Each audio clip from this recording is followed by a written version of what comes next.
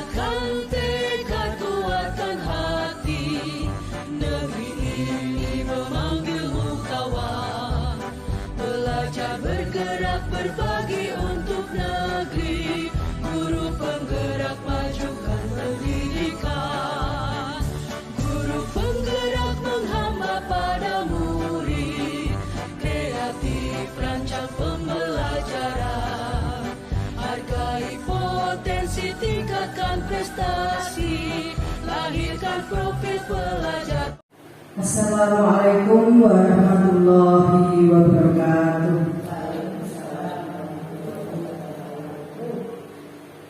Bapak Ibu Guru, terima kasih atas kesediaan di siang hari ini untuk pengimbasan modul 1.4 tentang budaya positif.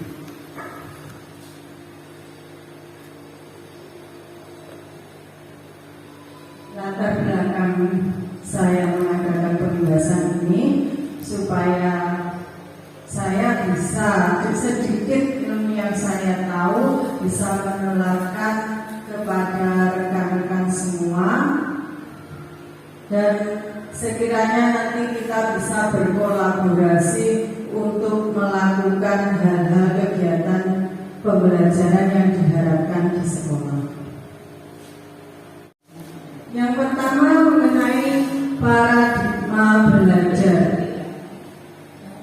Paradigma belajar baru dalam kurikulum Merdeka yaitu membangun konstruktif atau pengetahuan siswa dengan mengaktifkan siswa atau student center, bukan lagi teacher center.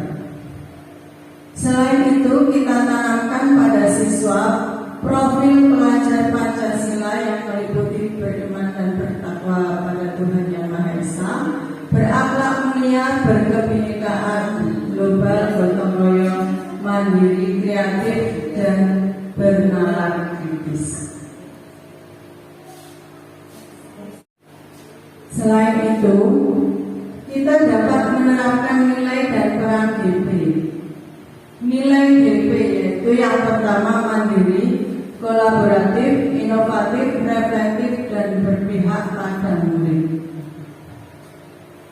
Peran DP ini adalah peran DP itu guru penggerak, tapi menurut saya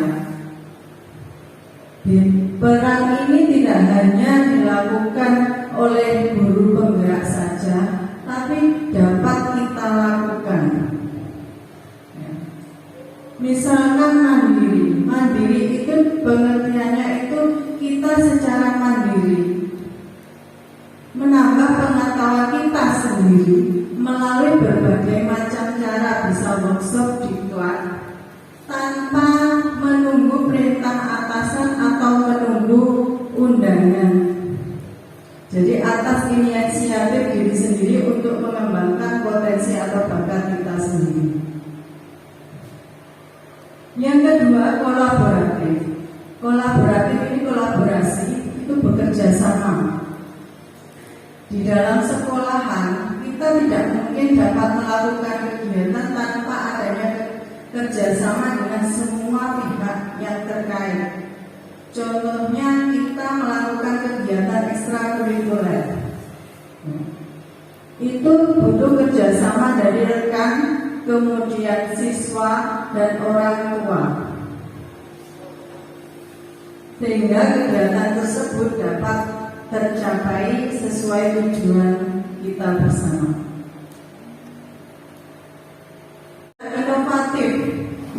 Inovatif di sini adalah melakukan pembelajaran yang berinovasi. Inovasi tidak monoton, tidak berpusat pada guru saja, tapi bagaimana cara kita berinovasi dengan mengaktifkan siswa bisa melalui alat peraga, permainan, ataupun percobaan, ataupun penggunaan IT. Karena latar belakang sekolah kita mempunyai cukup IT seperti Chromebook dan jaringan internet pun memadai.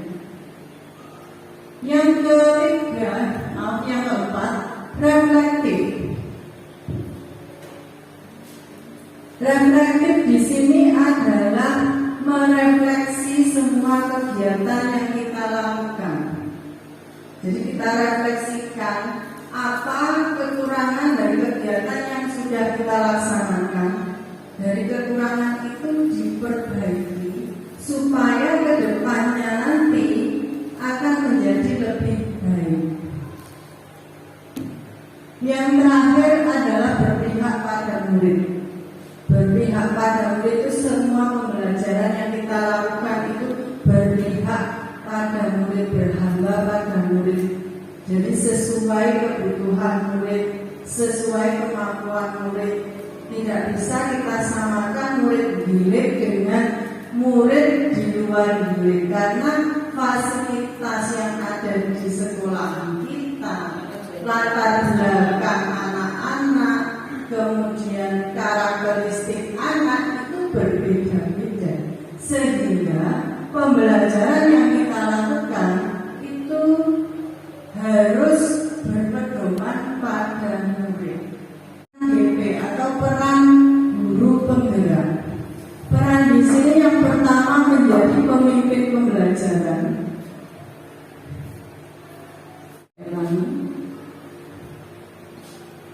Peran guru penggerak yang pertama adalah menjadi pemimpin pembelajaran, menggerakkan komunitas praktisi, coach bagi guru lain, kolaborasi, mewujudkan kepemimpinan murid. Yang pertama adalah menjadi pemimpin pembelajaran. Menjadi pemimpin pembelajaran ini sebagai guru kita menggali bakat potensi yang dimiliki masing-masing anak. Tentunya masing-masing anak itu memiliki bakat yang berbeda-beda. Ada yang berbakat di taktil misalkan, kemudian olahraga, ataupun ada yang berbakat pada bidang seni. Mereka memiliki bakatnya masing-masing, itu kita gali. Nah, di sini perannya sebagai guru. Yang kedua, menggerakkan komunitas praktisi. Komunitas praktisi itu kalau di dalam guru kelas itu ada KKG, kemudian kalau guru PAI ada KKBPAI yang dipakai. Kemudian yang terbaru itu komunitas belajar. Komunitas belajar itu sebenarnya bisa dibentuk di setiap sekolah, asalkan punya satu tujuan yang sama itu bisa dibentuk. Hanya saja di sekolah kita memang belum ada untuk kombel. Kemudian coach bagi guru lain. Coach. Selanjutnya disiplin positif. Disiplin positif itu membentuk sikap mandiri anak sehingga fokusnya pada memotivasi, refleksi terhadap kesalahan yang dilakukan, menghargai dan membangun logika yang bersifat panjang. Jadi ini berfokus untuk memotivasi pada diri anak supaya mereka melakukan disiplin positif itu bukan karena dorongan faktor ekstrinsiknya, tapi karena faktor intrinsik atau menghargai diri mereka sendiri. Cara penerapan disiplin positif bisa membuat aturan dan kesepakatan bersama seperti keyakinan kelas itu. Kemudian tentukan konsekuensi, berikan pujian, menjadi contoh yang baik, menjalin komunikasi yang baik. Buat aturan atau kesepakatan itu seperti keyakinan kelas ya. Kemudian konsekuensi itu berbeda dengan hukuman. Kalau hukuman itu dampaknya akan lebih panjang ke murid, tapi kalau konsekuensi itu tidak. Misalkan kalau murid sudah tidak mengerjakan PR sesuai kesepakatan kelas tadi, konsekuensinya apa? Sudah disepakati bersama, dan dia dengan sadar melakukan konsekuensi yang harus dilakukan karena tidak mengerjakan PR tadi. Itu contoh saja. Kemudian kemudian berikan pujian. Kalau setiap anak melakukan tindakan positif, tentunya kita berikan pujian meskipun hanya sekedar ucapan ataupun gerakan tubuh kita seperti mengacungkan jempol itu juga termasuk pujian. Kemudian menjadi contoh yang baik, menjadi teladan bagi siswa kita, contoh yang baik supaya mereka dapat meniru. Kemudian yang terakhir menjadi komunikasi yang baik, terjalin komunikasi dua arah dari guru dan semua siswa. Tujuan dari disiplin positif adalah menanamkan motivasi yang ketiga pada murid-murid kita, yaitu untuk menjadi orang yang mereka inginkan dan menghargai diri sendiri, yang seperti sudah saya ulaskan, dengan nilai-nilai yang mereka percaya. Ketika murid-murid kita memiliki motivasi tersebut, mereka telah memiliki motivasi intrinsik yang berdampak jangka panjang, motivasi yang tidak akan terpengaruh pada adanya hukuman atau hadiah. Ini tujuan dari disiplin positifnya itu, mereka dapat melakukan karena kesadaran diri dan menghargai diri mereka tanpa tanpa menghindari hukuman atau mengharapkan hadiah. Karena hukuman dan hadiah itu hampir sama, karena dua-duanya itu merupakan faktor ekstrinsik. Motivasi perilaku manusia. Motivasi diri siswa itu ada dua, ekstrinsik dan intrinsik. Ekstrinsiknya itu menghindari hukuman. Jadi siswa melakukan hal yang positif atau disiplin positif tadi itu karena takut dihukum. Jadi dia tetap, contohnya dia tetap mengerjakan PR, dia tidak dihukum gurunya. Meski dia bisa, tidak bisa, tetap mengerjakan, dia tidak dihukum. Itu faktor ekstrinsik. Kemudian yang kedua, faktor intrinsiknya adalah mengharap imbalan atau penghargaan. Ini dicontohkan, misalkan anak-anak itu kan susah untuk baris ya. Nah, misalkan ada seorang guru yang menerapkan pemberian hadiah atau penghargaan ketika anak-anak yang bisa berbaris rapi, dia memberikan bintang atau reward lainnya. Anak-anak karena ingin bintang, mereka berbaris rapi. Tapi ketika guru tersebut tidak hadir, dan digantikan guru yang lain, apa yang terjadi? Apakah mereka bisa berbaris rapi? Tidak. Karena tidak ada yang memberikan penghargaan, karena guru pengganti itu tidak tahu kalau mereka itu baris rapi itu karena menghadap imbalan atau hadiah tadi. Makanya hukuman sama penghargaan itu hampir samanya di sini, karena bukan kesadaran dirinya siswa itu sendiri. Yang terakhir adalah faktor intrinsik, sesuai keyakinan mereka sendiri. Nah, karena sudah dibuat kesepakatan, keyakinan, mereka sadar melakukan karena dirinya sendiri, menghargai diri sendiri, itu barulah faktor intrinsik ya. Jadi mereka bisa melakukan tanpa disuruh atau tanpa takut, tanpa mengharap apapun, karena sadar diri sendiri.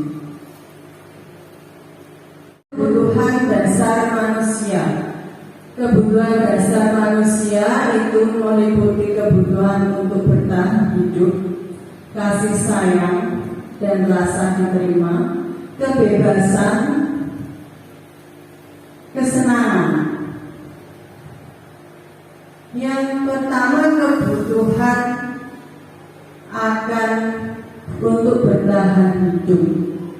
kebutuhan dasar manusia pokok seperti makan, kesehatan, sandang, itu kebutuhan dasar.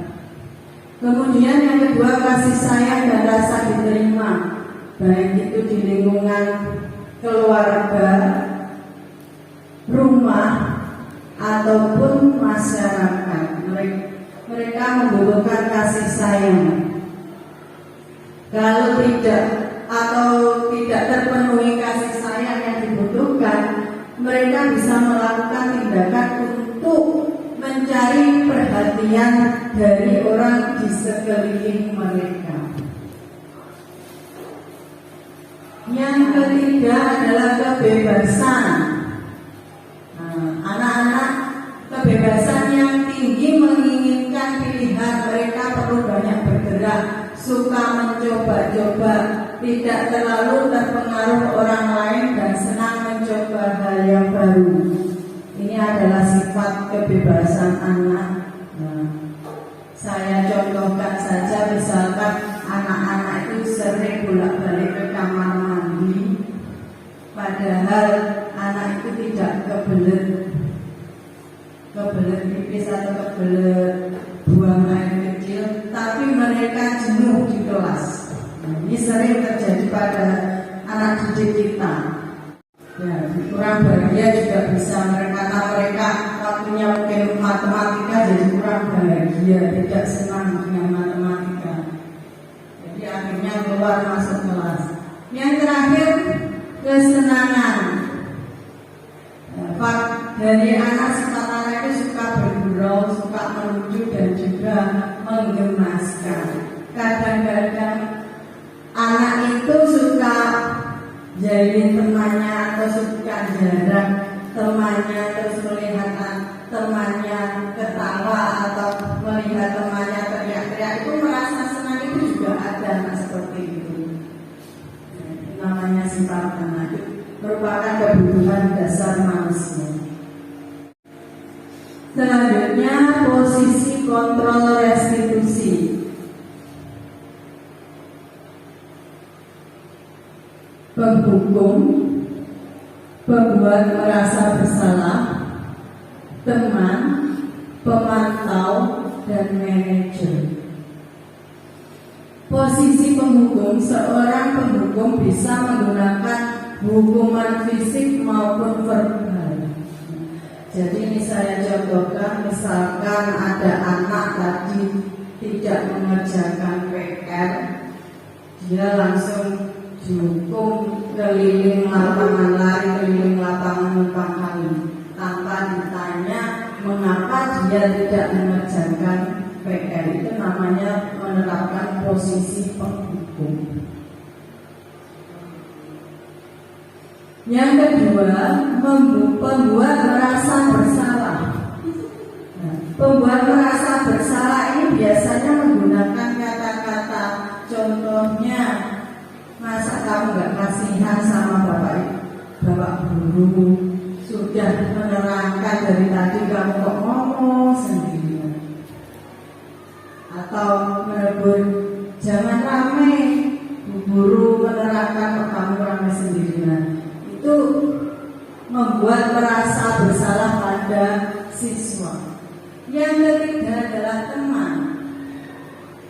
Guru pada posisi ini tidak akan menyakiti murid, namun akan tetap berupaya mengontrol murid melalui persuasi.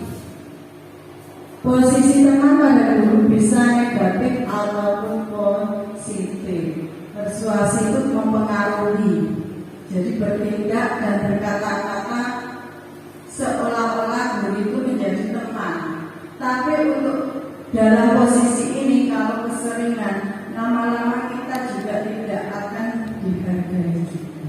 Jadi kita harus bisa menerapkan posisi yang tepat saat menghadapi siswa kita. Keempat adalah pemantau. Pada posisi pemantau itu bersifat mengawasi, mengontrol. Jadi guru ini sering mengingatkan.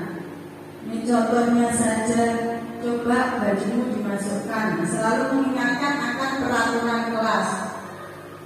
kaos kakimu salah itu, waktunya pramuka kaos kakinya putih, itu termasuk posisi pengontrol atau pemantau. Yang terakhir manajer.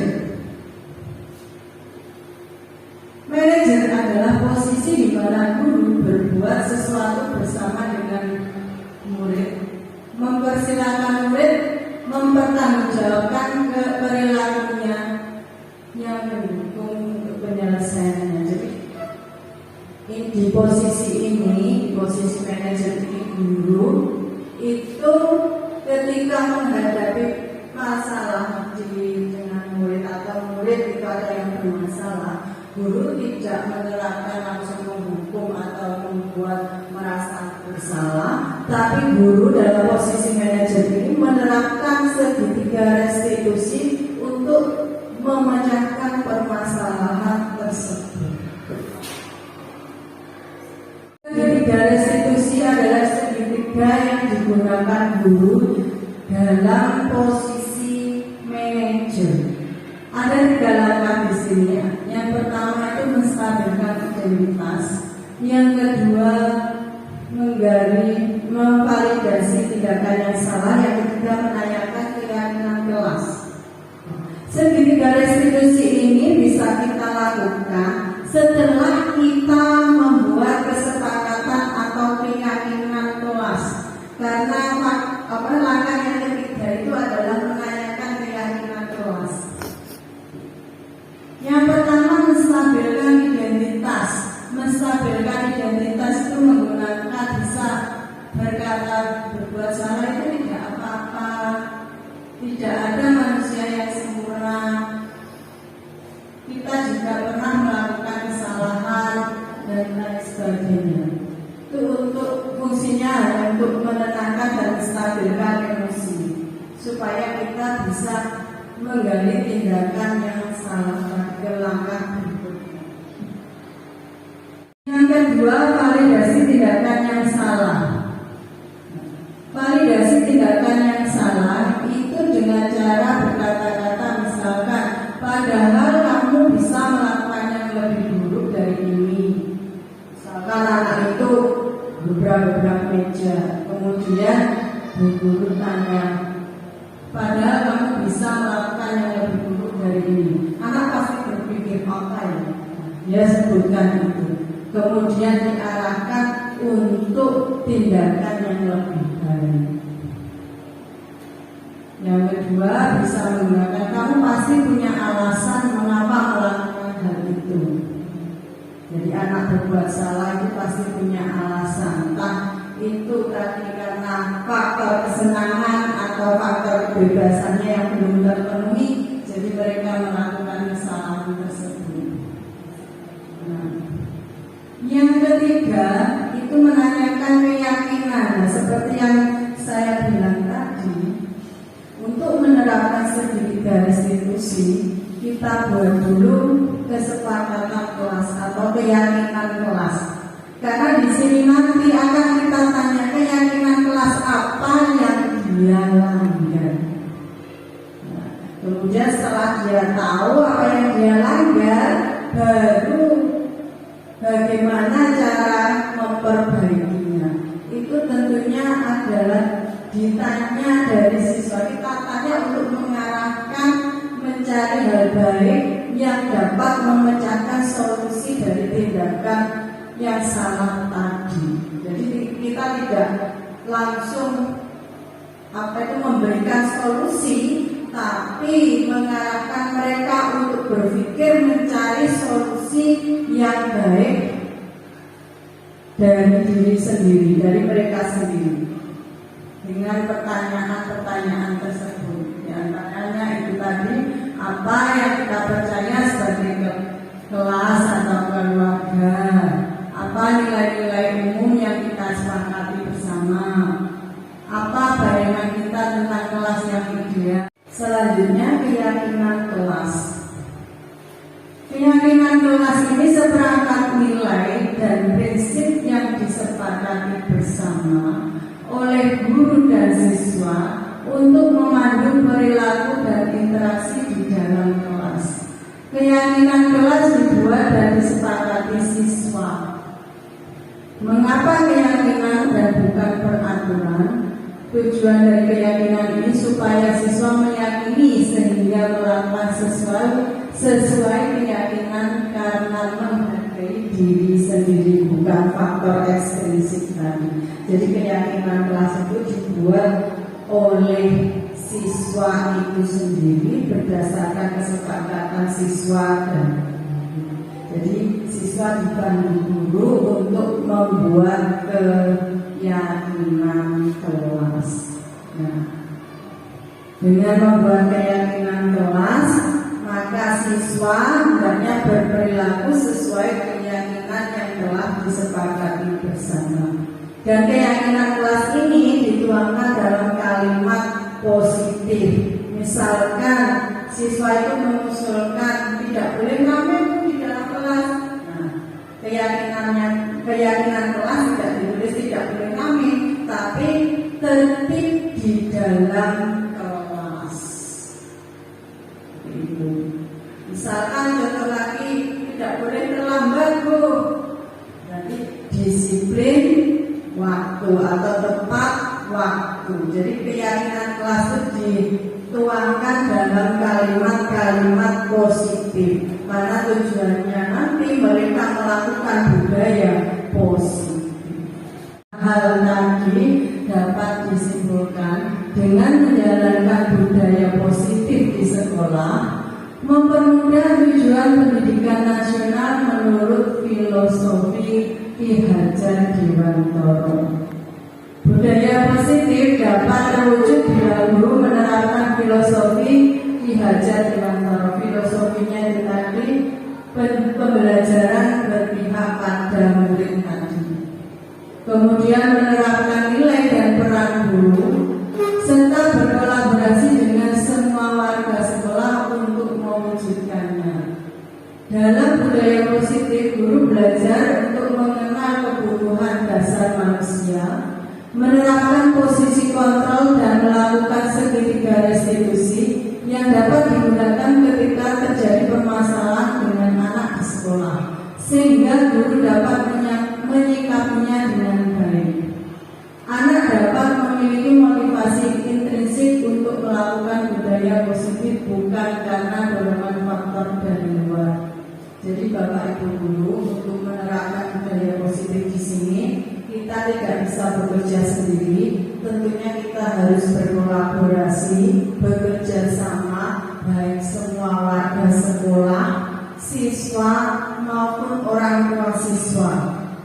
Nah, bisa dilakukan dengan melakukan sosialisasi budaya positif dengan wali murid atau orang tua siswa supaya mereka bisa melakukan budaya positif tidak hanya di sekolah namun di rumah dan di lingkungan masyarakat. Itu tadi demikian pengibasan atau diseminasi modul 1.4. Kurang lebihnya saya mohon maaf. Akhir kata wassalamualaikum warahmatullahi wabarakatuh. Nama saya Fatimah dari SD Saya senang dapat mengetahui peran dan posisi yang harus diterapkan ketika siswa mengalami permasalahan Bulatkan merdeka jiwa tenang.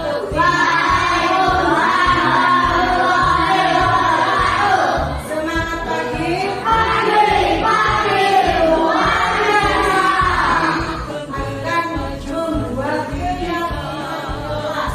Guru penggerak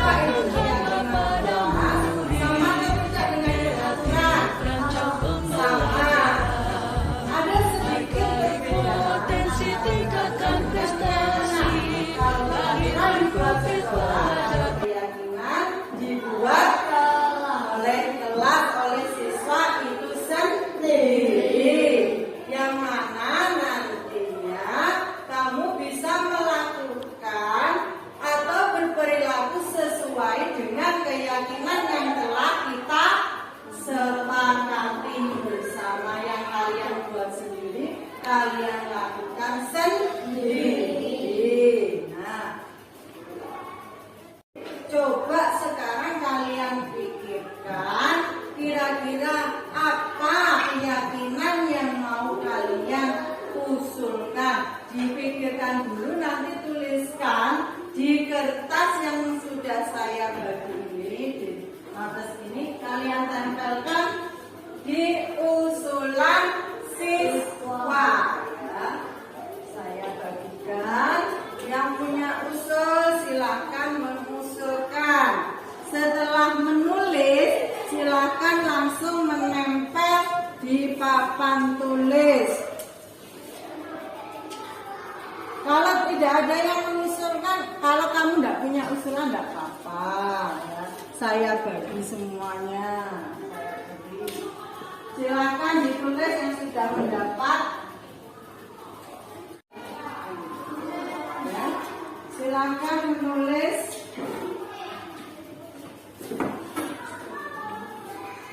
Yang sudah silakan tempel di usulan siswa. Kayaknya tadi sudah. Ayo silakan.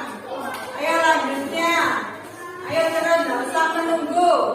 Langsung silakan. Ayo, tidak usah. Ayo. Ini paper. Silakan. Nempel.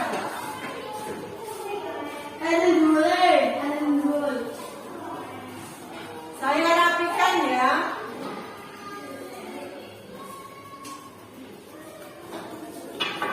Sudah semua? Ya. Ya. Sekarang kita baca satu persatu usulan dari siswa. Tidak bicara saat pelajaran. Ini kalimatnya kan belum kalimat positif. Untuk menjadi keyakinan kelas itu menggunakan kalimat positif. Jadi tidak bicara di saat pelajaran, kita ubah menjadi tertib ketika pelajaran.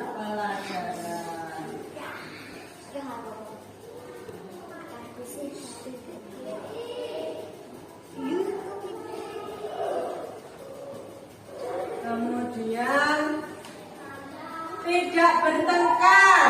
Di sini ada juga tidak ramai. Tidak ramai itu berarti sama ya. Tidak ramai berarti masuk ke tertib ya. Tidak bertengkar atau berkelahi berarti apa? Bagaimana hidup? Damai. Damai. Apa? Hidup rukun. Rukun.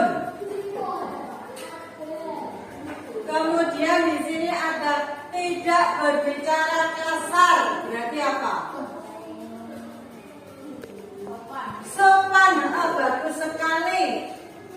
Sopan. Sopan santun. Kemudian tidak membuang sampah sembarangan. Kalimat positifnya bagaimana? Tidak membuang sampah sembarangan.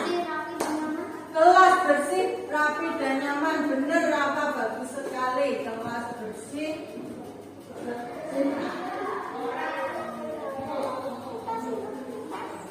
rapi dan nyaman.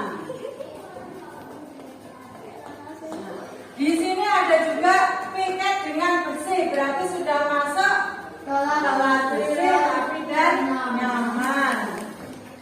Tidak bertengkar sudah, tidak berbicara kasar sudah. Ini peran satu. Tidak terlambat masuk ke kelas. Berarti apa kalimat positif? Tertib dalam Tertib. Tertib lagi. Tertib apa? Disiplin. disiplin. Ya, disiplin atau tepat waktu. Disiplin ya. Nah, jadi kalian tadi sudah mengusulkan dan sudah menjadi kalimat positif dalam keyakinan kelas. Yang pertama tertib ketika pelajaran, yang kedua rukun, sopan